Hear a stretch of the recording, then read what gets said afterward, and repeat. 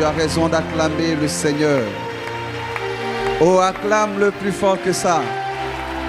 Pousse des cris de joie à la gloire du nom de Jésus. Alléluia.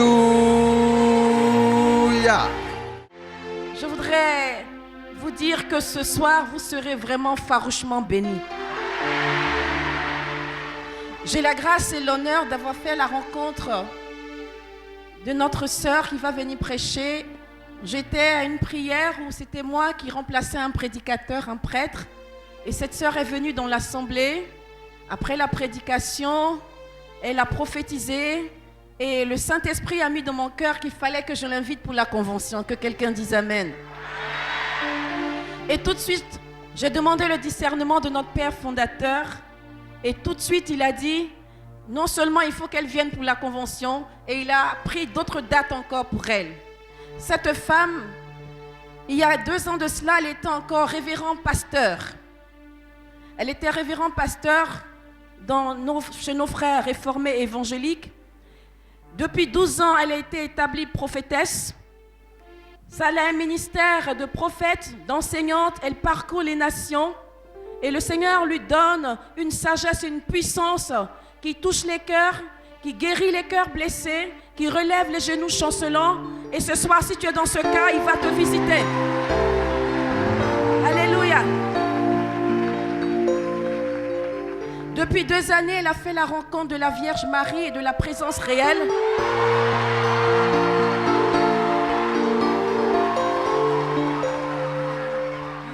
Et elle a décidé de devenir, elle a accepté de revenir dans son église, l'église de son baptême.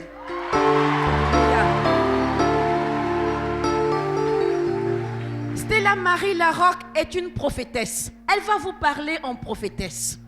Je voudrais vous inviter à accueillir cette femme de Dieu qui va nous bénir en ce soir de la part du Seigneur.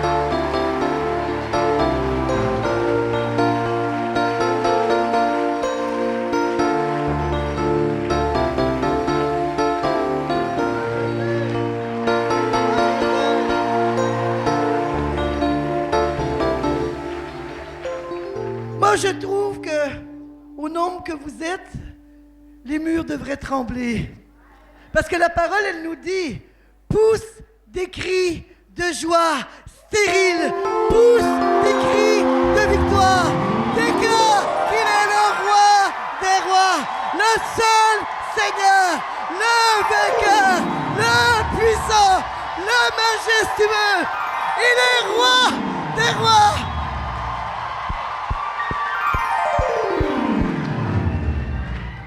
Vous pouvez essayer de vous asseoir ou de vous asseoir. Je suis québécoise. Donc chez nous, on dit s'assire. Je ce naissant, j'ouvre la parole. Vous savez, c'est vraiment un honneur pour moi de revenir en Côte d'Ivoire. Vraiment, je remercie le berger. Je suis encore un peu protestante, hein, je dis pasteur partout, moi, au lieu de berger, mais c'est pareil, hein. Ils font prêtre le troupeau. C'est la même chose. Hein, on ne va pas faire de guerre d'homilétique, on va être pratique plutôt. Le Saint-Esprit me bénit vraiment de me ramener sur cette terre parce que j'aime trop la Côte d'Ivoire, sincèrement. Sincèrement, vraiment. La Côte d'Ivoire, j'y étais en 2011, le 1er janvier. Et je prophétisais dans une église protestante où je vais taire le nom, mais il y avait 4000 personnes, il y avait la peur dans les êtres humains, mais il y avait une foi que j'ai jamais ou rarement rencontrée. J'ai vu 4000 personnes avec moi pendant que je prêchais, enlever leurs sandales, leurs chaussures, mettre la plante de leurs pieds sur la terre et proclamer que le roi des rois était seigneur de cette nation, que c'était lui le vrai président, c'était lui le vrai président, le vrai puissant, le vrai vainqueur. C'est lui, à lui l'honneur, à lui la gloire, à lui le règne pour les siècles des siècles. Amen. Il n'y a aucun autre nom au-dessus de tous les autres noms que le nom de Jésus. Et vous savez pourquoi j'aime Maman Marie? Parce qu'elle est aussi folle que moi. Avec respect. Maman Marie, elle a entraillé. C'est un mot que j'ai inventé parce que je le trouve beau. Elle a entraillé. Elle n'a pas juste porté dans ses entrailles. Elle a entraillé un héritage spirituel pour chacun de nous. Un héritage qui dépasse toutes nos générations, qui dépasse même nos compréhensions. Elle n'a pas tout compris, mais elle a obéi. Vaut mieux l'obéissance que tous les sacrifices. Sœur Judith, mon amie, a très bien dit, mais ça ne fait pas 12 ans que je suis reconnue ou que j'ai été reconnue comme révérende. Ce qu'elle a voulu dire, c'est que comme prophétesse, c'est que depuis mon petit âge de 12 ans que je suis reconnue comme prophète. C'est ce qu'elle a voulu vous dire. Donc ça fait 41 ans, là vous savez mon âge, 41 plus 12, que je prophétise le nom de Jésus, que j'élève sa gloire. J'ai tellement un amour fou pour sa parole, parce que sa parole, elle nous délivre, s'il vous plaît, je l'ai dit courtement l'autre soir, elle nous délivre de toutes nos frayeurs. Mais vous devriez pousser un cri de joie, toute la petite frayeur qui te reste, toute l'incapacité qui te reste, toutes les faiblesses qui te restent, n'ont plus aucune emprise, rien, c'est fini. Oh, il y a les fausses apparences que le diable fait remonter une fois de temps en temps dans nos caractères. Un petit morceau de cratère, une petite crevasse qui traîne là par là. Mais c'est rien. C'est rien. Il a tellement fait pour moi que je ne peux pas tout le dire. Vraiment, c'est vraiment ça. Je crois que si ici aujourd'hui, il te reste encore un combat à rentrer dans l'héritage du royaume, c'est que tu dois aller visiter quelques copains. Et après-midi, je vais faire une courte exhortation comme on m'a demandé. Je vais essayer de ne pas être trop longue. Mais vraiment, moi, mon but en tant que prophète, ce n'est pas de prophétiser. C'est pas vrai. Mon but, c'est de vous prophétiser les promesses de la parole de Dieu et que vous rentriez dans les premières prophéties annoncées. Si on vous annonce des choses nouvelles, mais que vous n'avez même pas encore d'assise dans cette parole, ça ne donne rien. Si ta parole reste fermée, elle ne te servira pas à grand-chose. Je peux t'annoncer des prophéties nouvelles, ça ne change rien. Mais mon frère, il ne la traîne pas comme ça. Il ne la laisse pas toujours fermée. Qu'est-ce que tu fais avec d'habitude? Ouvre-la comme tu fais chez toi. Il la rouvre tout grandement. Il la rouvre comme ça. Oh, il y a plein de notes. Des fois, ce que j'aime faire, c'est comme ça, je fais tomber les choses, mais je ne vais pas te le faire. Il la prend et il la serre contre son cœur, afin de ne point pécher contre Dieu. Notre héritage spirituel est assis sur la parole de Dieu. Si tu n'es pas quelqu'un qui a appris à aimer, on apprend à aimer. Oh, c'est pas facile aimer. Hein? Il y a un chant qui dit « Apprends-moi à aimer comme toi, Jésus. Apprends-moi à aimer, même sans poésie. Apprends-moi à aimer à la brute. Apprends-moi à aimer à la croix. Apprends-moi à aimer dans la souffrance. Apprends-moi à aimer dans les joies. Apprends-moi à aimer en tout temps. Apprends-moi à aimer pour rentrer dans un héritage que personne ne pourra m'enlever. » Amen. Il y a un de mes amis qui se trouve dans cette parole. Et je pense que vous le connaissez peut-être. C'est le fils de Timée. Il s'appelle Bartimée. Et j'aime beaucoup ce gars, parce qu'il a quelque chose de spécial. Il a empêché les voix même de l'Église de le faire taire. Et c'est un de mes amis parce qu'on se ressemble un peu. Il a empêché ceux qui voulaient lui dire « Hé, petit gars, tais-toi, tu es aveugle, tu es mendiant, tu n'as aucun droit, tu n'as aucune destinée. C'est nous qui sommes les disciples, c'est nous qui sommes le peuple élu. Toi, tu es d'un héritage qui ne vaut rien, tu n'as pas de richesse naturelle. » Mais il a dit « Moi, je sais que celui qui vient est le fils du roi des rois, le Seigneur des seigneurs, et je vais toucher sa tunique et je vais recevoir la guérison. Moi, je sais. » Il a fait quelque chose d'extraordinaire et je vais vous montrer que ce n'est pas une histoire que j'invente pour ceux qui pourraient douter. Et il est écrit, je vous lis le texte et après je continue. Il est écrit dans l'Évangile selon saint Marc, au chapitre 10. À partir du verset 46, ils arrivent à Jéricho. Et comme ils sortaient de Jéricho avec ses disciples, il arrive, Jésus est extraordinaire. Il a donné un héritage à des hommes qui franchement n'avaient rien, excusez, je vais parler québécois un petit peu là, qui n'avaient rien pour se péter les bretelles. Ça veut dire qu'il n'avait rien pour se gonfler d'orgueil. Il a donné un héritage, il a donné 3 ans d'enseignement à un gars comme Pierre qui le renie, qui fait chanter le coq et tout ça. Il a donné un héritage spirituel à un Thomas qui vient et qui a une saison de doute après avoir marché pendant 3 ans avec le Maître. Pourquoi je veux te dire ça? Pourquoi je vous dis ça? Parce que même si spirituellement, on a des connaissances, et je suis certaine que mon amie Sœur Judith sera d'accord avec moi, même si on a des connaissances, je suis certaine que le berger de ce lieu sera d'accord, même si on a des connaissances, il y a en nous encore quelqu'un qui veut nous empêcher de rester dans l'héritage des promesses, dans l'héritage du royaume, dans ce que le Fils est venu nous donner à la croix. Pourquoi revenir à l'Église catholique? Une des raisons, je ne peux pas tout vous dire, je dirai dans les jours qui viennent gentiment. Une des raisons, c'est la crucifixion. On ne peut pas oublier le prix de la croix. Et certains milieux parlent que de résurrection. Mais Jésus dira, pour être dans mon héritage, prends ta croix et suis-moi. Ta croix, c'est peut-être ton mari, c'est peut-être ta femme, c'est peut-être ton voisin, c'est peut-être toi-même, mais ta croix n'est pas importante. C'est celui qui marche devant toi à une croix glorifiée qu'il faut que tu regardes. Et tu pourras rentrer dans un héritage céleste. Non mais acclamez, faites quelque chose, parce que moi ça me fait du bien. Si vous, ça ne vous fait pas du bien, moi ça me fait du bien. C'est celui-là. Ils arrivent à Jéricho, et comme ils sortaient de Jéricho avec ses disciples et une foule considérable, le fils de Timée. Regardez bien l'héritage. Là, c'est un héritage naturel. C'est un héritage rempli de malédiction, de pauvreté, même de dégoût, même de rejet. Un héritage de rejet.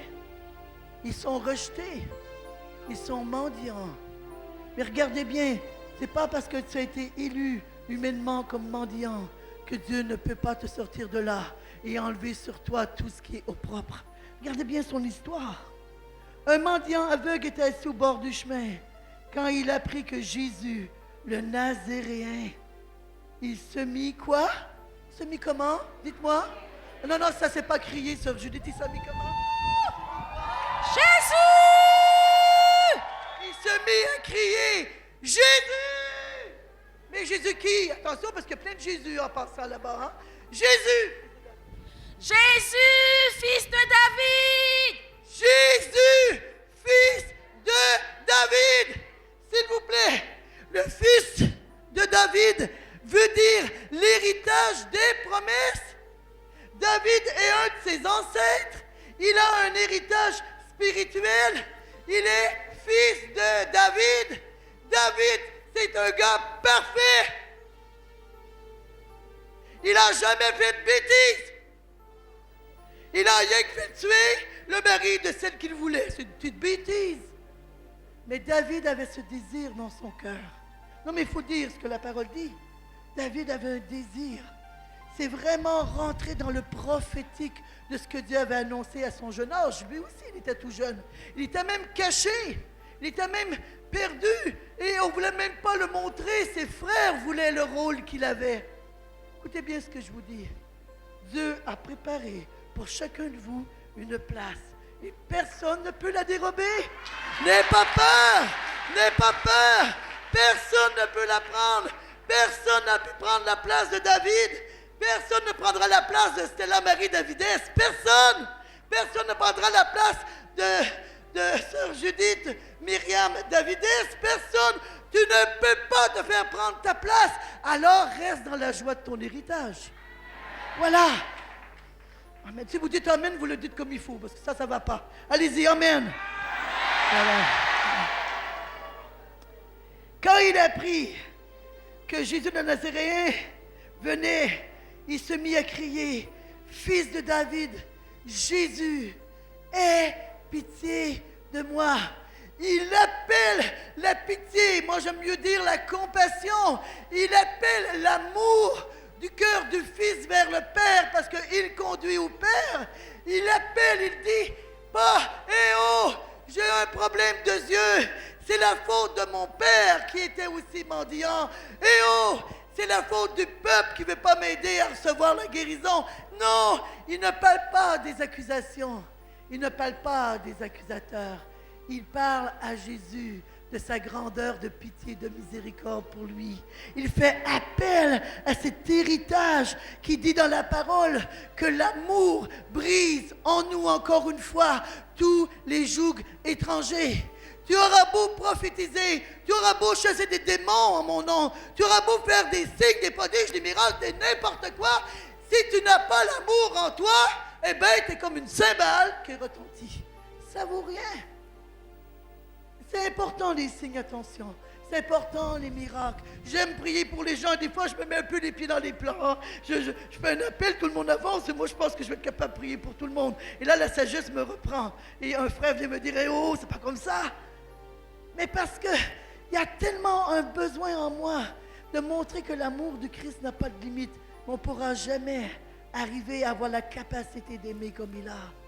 Si tu veux rentrer dans un héritage spirituel, réalise combien il est grand. Mon Dieu est si grand. Il a bien pensé à moi. Je continue. Fils de David, Jésus, aie pitié de moi. Verset 48. Et beaucoup de gens venaient. Qui je peux prendre comme... qui peut venir? Un des frères ici. Et un des frères. Parce que ça prend, oui, un des frères. Un acteur, merci. Quel est ton prénom? Assieds-toi là, frère Jean, s'il vous plaît. Oui, assieds-toi là. Ouais, excusez, j'ai fait 10 ans de théâtre et je prêche comme ça. C'est le défaut des prophètes, on aime les instruments, on aime les démonstrations. Il est assis, il est là, fils de David.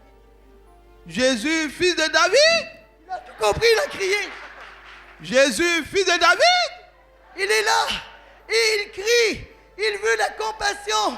Jésus, il est là-bas, mais il y a ici, viens. Il y a ici les frères, venez les 3 frères, allez, levez-vous, je ne vous connais pas, je ne connais pas vos titres, et c'est pas grave, vous n'en avez pas besoin. Venez ici. Ils sont là, et ils empêchent. Là, vous devez l'empêcher de crier. Allez-y, crie, toi, crie. Allez, faites-le taire.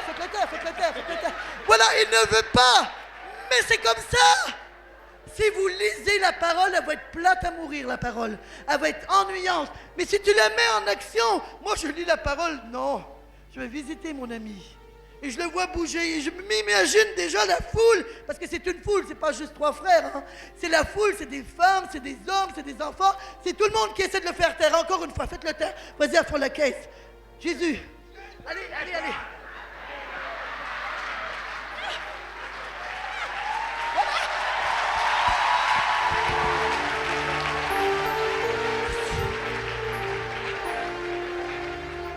Jésus criait, fils de David. Et la foule, écoutez bien, pour rentrer dans l'héritage spirituel, il faut que la foule ne devienne pas celle qui t'impressionne, mais que le nom de Jésus t'impressionne au-delà de la foule. Que le nom de Jésus t'impressionne au-delà de la foule. Jésus, fils de David, la foule a essayé, mais regardez ce qui se passe. Vous profitez-en, hein. Quand vous êtes assis en avant, là, vous pouvez tous les regarder, ils n'en savent rien. Et demandez à l'Esprit Saint de vous révéler des paroles de connaissance. Gardez parlant, profitez-en. Voilà, il faut être stratégique dans l'Église, il faut être stratégique. Prendre toutes les occasions. Jésus, aie pitié de moi. Et beaucoup, écoutez le mot, le rabrouait. Tu peux me montrer, mon frère, comment tu peux le rabrouer un petit peu? Pas juste le faire taire, mais le rabrouer, vas-y. Le rabrouer. Pourquoi tu cries? Tais-toi. Allez, va-t'en. Il le rabrouait. Mais regardez la parole, s'il vous plaît. Observez la parole. La parole a dit observez les Écritures. Observez la parole. C'est pas quelque chose de timide. Il le faisait juste pas taire. Il le rabrouait. Ça veut dire que carrément, cet aveugle qui déjà voyait rien, on voulait le détruire. Rentrer dans notre héritage spirituel, c'est non pas connaître la puissance des ennemis, mais savoir que c'est notre désir, parce qu'il n'a pas encore reçu la faveur de Jésus là, il est en désir de Jésus. Il rentrera dans l'héritage spirituel parce qu'il est en désir de Jésus. Mais le désir de Jésus en lui a été plus fort que tous ses adversaires. Amen. Merci mes frères. Merci. Amen. Je le redis encore, le désir de Jésus en lui a été plus fort que tous ses adversaires. Le désir de Jésus en toi est plus fort que tous les rabrouements, là tu dois crier, de tous tes adversaires. Amen. Et beaucoup le rabrouaient pour lui imposer silence. Attention, imposer, c'est pas faire taire. Imposer, c'est une imposition. Mais la parole de Dieu a dit à Bartimée que celui qui avait le nom de Jésus, fils de David, était venu imposer les mains au nom de Dieu. Pas se imposer d'être humain, mais le imposer céleste. Et nous avons reçu l'imposition des mains à notre baptême, à notre première communion, dans tous les sacrements de l'Église. Vous avez été imposés du ciel. Alors, pourquoi avoir peur de quelques hommes qui te contestent? Je vous parle en connaissance de cause. On ne revient pas comme ça à l'Église catholique sans quelques impositions humaines. Je n'en parlerai pas, mais on ne revient pas comme ça.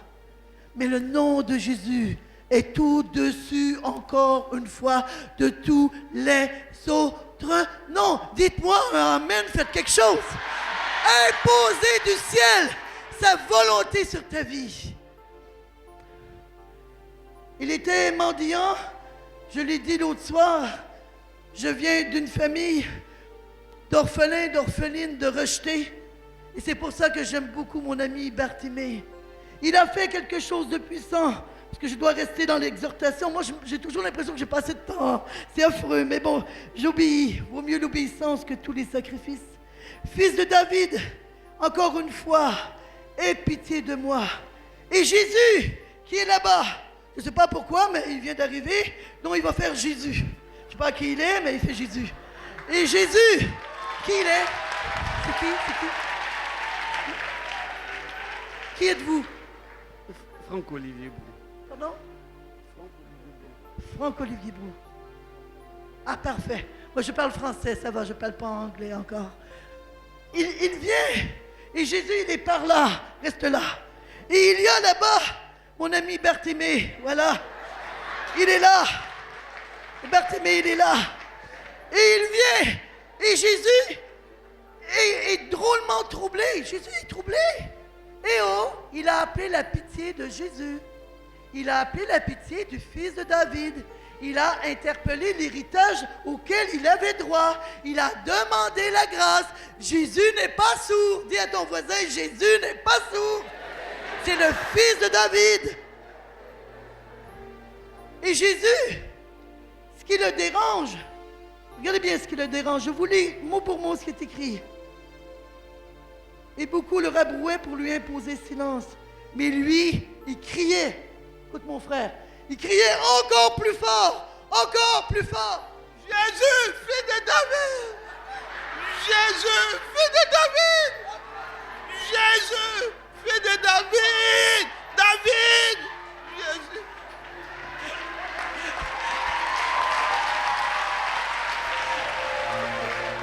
Je suis convaincu que Dieu est content. Il aime quand on se laisse comme ça emporter dans l'église et qu'on devient serviteurs les uns des autres. Il aime ça. Donc il crie encore plus fort. Et Jésus, il est entouré, je ne vais pas lever tout le monde, mais il est entouré de 12 disciples qui sont autour de lui. Quelques disciples quand même. Ils sont autour de Jésus. Et les disciples sont là. Et venez. Et les disciples sont là. Il y a les femmes en arrière, mais les disciples sont là. Et les disciples sont contents. Ah oui, ça c'est un vrai disciple en plus. C'est mon chauffeur d'hier, mais c'est le berger chauffeur. Amen. Regardez bien ce qu'il est écrit. Écoutez, j'aime rire. Si vous aimez juste pleurer, ça va pas. Parce que moi, j'aime rire. Alors, je suis comme ça. Et puis un jour, j'ai eu un petit peu de soucis.